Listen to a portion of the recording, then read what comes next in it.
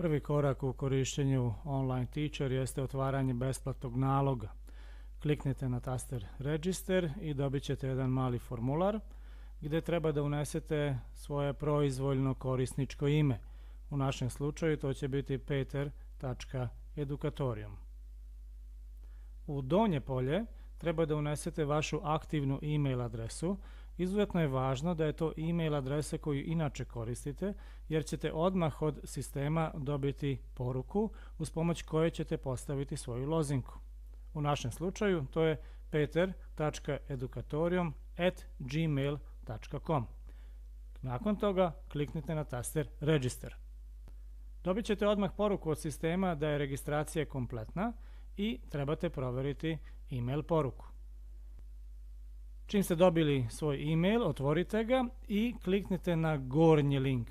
Uz pomoć njega će vas sistem odvesti na poseban formular gdje ćete postaviti svoju lozinku. Vidjet ćete da će vam sistem ponuditi takozvanu unaprijed pripremljenu lozinku. Kliknite u nju, kliknite u to polje i izbrišite lozinku koju vam je sistem ponudio i upišite željenu.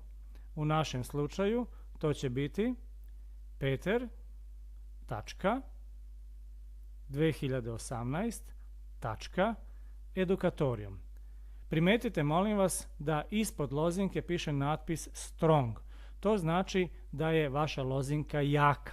Kliknite na Reset Password i time je vaša nova lozinka memorisana.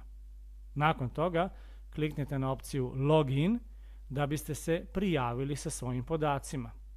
Upišite vaše korisničko ime, peter.edukatorium u našem slučaju, a u polje za lozinke upišite lozinku koju ste upravo sada definisali.